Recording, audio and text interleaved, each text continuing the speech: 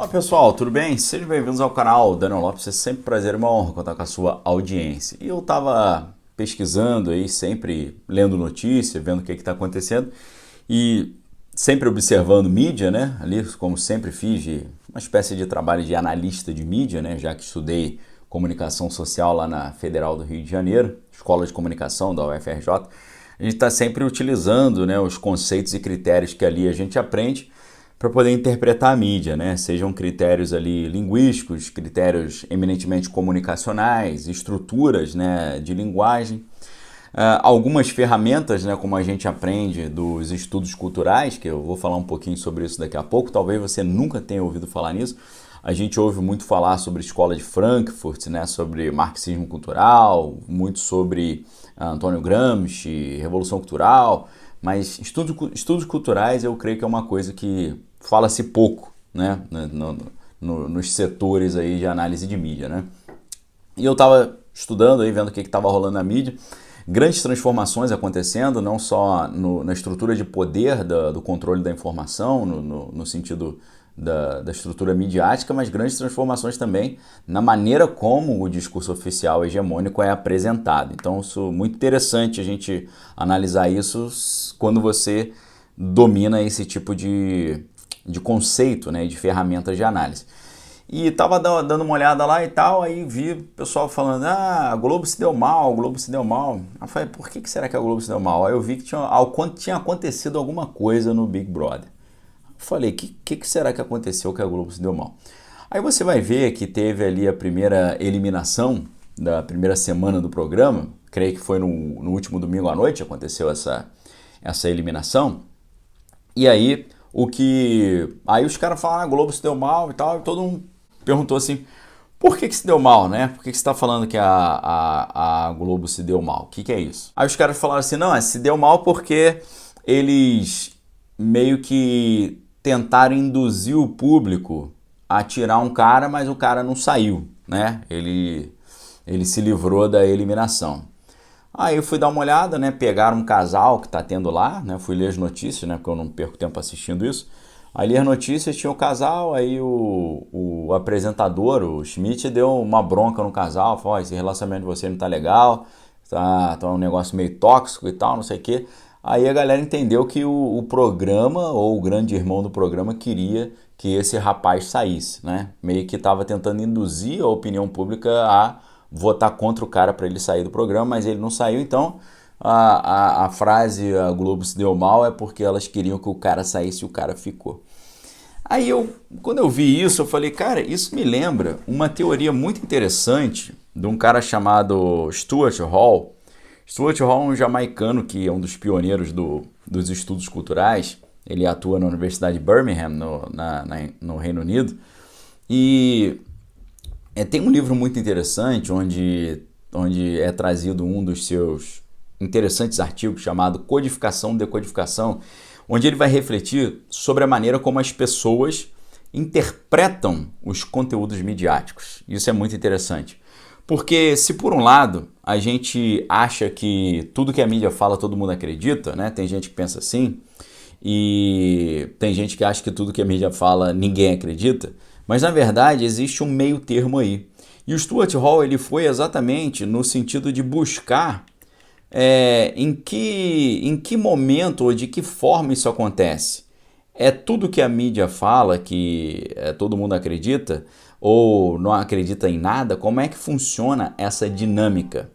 E aí ele desenvolve essa reflexão num importante artigo chamado Codificação e Decodificação. O que ele diz? Ele diz que a notícia é quando um veículo de comunicação pega um fato e transforma um fato numa notícia. A notícia não é uma coisa espontânea, natural. A notícia é quando um jornalista ou um meio de comunicação pega o fato e transforma ele numa notícia. Existe um processo de selecionar quais fatos têm potencial para ser notícia, e existe um processo de apresentar depois isso. Tem critérios de seleção e tem critérios de apresentação. O critério de seleção é o valor notícia, né? Esse fato tem valor notícia? Qual que é o valor notícia tradicional? O valor notícia tradicional é o que o pessoal chama de fait divers em francês, que é o fato diverso. Ah, Daniel, me dá um exemplo desse fato diverso aí. O fato diverso é o seguinte, é um fato que foge da normalidade. Fato normal, o cachorro mordeu o homem. Pô, normal, o cachorro geralmente morde pessoas. Fato diverso, anormal, o homem mordeu o cachorro. Pô, isso aqui é um fato que tem valor notícia, que tem um potencial para virar notícia, tá? Isso dentro dos manuais tradicionais. Quando você pega, isso é uma prática jornalista não enviesada, que não está sendo subjetiva, tendenciosa. Ela está se mantendo isenta e objetiva. Agora, a gente sabe que existe o viés noticioso, né, que é o viés ideológico, o viés econômico e por aí vai. O que é o viés econômico? Pô, não vou noticiar tal coisa porque vai prejudicar a imagem do patrocinador do meu jornal. Isso aí é um viés de natureza econômica. Ou então, vou noticiar tal coisa que isso aqui vai me dar dinheiro. É uma outra opção de viés econômico. Ou então o viés ideológico, né? Isso aqui meus leitores vão achar muito ruim, mas eu vou noticiar porque eu acho que é o certo dentro da minha visão de mundo. O cara prefere perder dinheiro, mas passar a imagem ou a informação que ele quer que seja passada. Partindo de uma ideia de que o jornalismo seria sem o viés e totalmente isento, e imparcial e objetivo, é muito interessante porque... Primeiro você tem o critério de seleção, você escolher a notícia, isso aqui tem potencial para virar uma notícia? Ah, tem, então tá bom, aí vira uma notícia. Vamos transformar esse fato numa notícia, aí é como contar o fato. Geralmente tem lá aquele modelinho do lead, né? O modelo do lead é uma estratégia que alguns jornalistas inventaram para você passar a imagem de forma mais isenta, mais objetiva, sem usar adjetivo. Adjetivo significa quando você está fazendo juízo de valor. Isso aqui é bom, ruim, é legal, não é legal e tal. Então, o que o manual diz? Na notícia, não dê opinião, né? Não use adjetivo. Só fale o que, quem, quando, onde, como, tá? Às vezes, por quê? São os 5 Ws, né? Do lead do jornalismo. Isso é o quê? Isso é a codificação do fato em notícia, né? Tem vários critérios, várias etapas, várias modalidades. É um assunto interessantíssimo, esse estudo de mídia.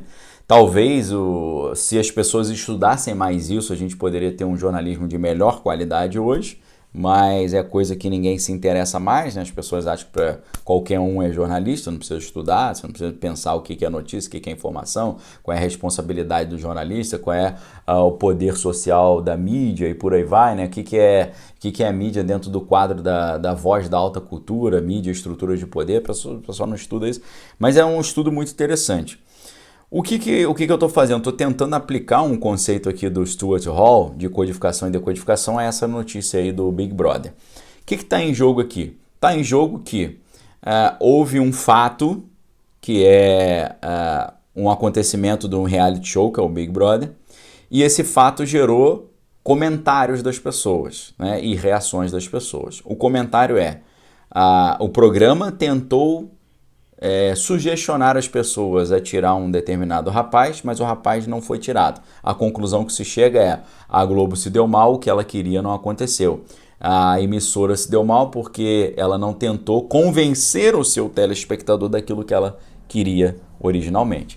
Isso é muito interessante porque o Stuart Hall, e aí eu estou me referindo a esse livro aqui, que é do Stuart Hall, uma coleção de artigos da professora Liv Sovic, que é professora, uma americana que estudou em Yale, mas ela dá aula lá, pelo menos na minha época dava aula na Escola de Comunicação da UFRJ. Eu acabei estudando esse livro lá no meu curso de jornalismo. Aqui tem um artigo que chama Codificação e Decodificação. E aí o Stuart Hall ele vai dizer que nem sempre o que a mídia quer que a pessoa, o telespectador pense, ele vai pensar. Por isso ele vai separar a maneira como o espectador decodifica a notícia em 3 instâncias ou 3 possibilidades, tá? Lembrando que a gente está falando do fato que acontece no mundo, o fato sendo escolhido ou não para ser notícia, depois de ser escolhido passa por um processo industrial para virar uma notícia e depois ele é apresentado para a população. Nesse processo tem a construção do fato para a notícia e a tentativa talvez de fazer com que o espectador conclua uma coisa ou outra, ok? Então ele vai dizer que nem sempre o espectador decodifica a notícia do jeito que eles queriam. Por isso que é codificação e decodificação. O que é codificação? Transformar o fato em notícia. O que é decodificação? O espectador receber a notícia e reagir a ela. e ter um comportamento, ter uma opinião sobre ela. Então ele vai dizer que, primeiro, existe uma postura que eles chamam de postura hegemônica ou a leitura preferencial. O que é a leitura preferencial? É quando a pessoa assiste a notícia e concorda com o que o veículo ou o jornal está querendo dizer ou está querendo que ele pense. Então, primeira postura diante de decodificação da notícia seria essa leitura preferencial. Mas existe uma postura segunda, que é a postura negociada, ou a leitura negociada, que é tipo assim, eu concordo com essa parte e não concordo com aquela. Eu acho que eu concordo, mas não 100%. Né? Então já tem ali uma certa duvidazinha, uma certa proatividade por parte do espectador. No terceiro caso, né, o primeiro caso então é a leitura preferencial, quando o cara lê e concorda, fala, concordo plenamente com o que o jornalista está falando. Segunda forma é a leitura negociada. Concordo uma parte, mas mais ou menos, não concordei 100%, essa parte aqui eu não gostei tanto. A terceira postura é a leitura de oposição. É quando você fala assim, eu sou totalmente contra o que foi falado, não concordo. Parece que aqui, nessa situação aí do Big Brother, a gente está vendo, em hipótese, né, porque eu não assisti o programa, não sei dos detalhes, em tese está sendo dito que houve uma leitura de oposição, que o programa tentou induzir as pessoas a tirar o cara, mas eles não quiseram tirar, ou seja, houve uma leitura de oposição porque eles não concordaram com o discurso que está sendo falado. Isso é muito interessante a gente pensar dessa forma, porque cada vez mais isso está acontecendo. Cada vez mais as pessoas não só não concordam, mas elas estão deixando de consumir determinado produto e estão consumindo outro produto. Tanto que a gente mostrou que agora tentaram fazer uma novela aí com cunho evangélico, que a novela Vai na Fé, para ver se o público evangélico que migrou quase que totalmente lá para a Rede Record, assistindo as novelas lá 10 Mandamentos, né, ou a história de Jesus e tal, e por aí vai, Rei Davi, né, todas ambientadas nos tempos bíblicos, uma temática bíblica, estão tentando resgatar esse pessoal, esses clientes que eles haviam perdido. É muito interessante olhar isso por esse critério, porque nesse sentido, cada vez menos a leitura preferencial tem sido praticada e cada vez mais a leitura de oposição tem sido instaurada. Então isso é uma preocupação monumental para o sistema, porque eles sabem que cada vez mais as pessoas não estão absorvendo o conteúdo da forma como eles sonharam. E é claro que isso aí denota um espírito crítico maior e uma proatividade maior na hora de consumir notícia ou de decodificar o conteúdo de um material jornalístico, ok? Então, é uma notícia boa, talvez seja, tá? O que você achou desses conteúdos, né? Esse conteúdo aqui do Stuart Hall, isso tudo tem a ver com uma linha de pesquisa chamada Estudos Culturais. É uma linha que é altamente marxista, mas é possível você usar esse material até, às vezes, contra coisas que são reputadas hoje como marxistas, e você pode criticar usando esse conteúdo aqui, que é muito interessante, uma vez que eles são grandemente críticos à ideia de sistema, de hegemonia, utilizam muito uma terminologia gramsciana, né? Então é um estudo interessante, porque é um tema, ou uma linha de pesquisa, ou um arcabouço teórico que pouca gente cita, né? Eu vejo poucas pessoas assim no espectro mais à destra ideológico falando sobre estudos culturais, tá bom? O que você achou desse vídeo? Deixa seu comentário aí embaixo, forte abraço, fique com Deus, examine todas as coisas que tem que é bom. Valeu!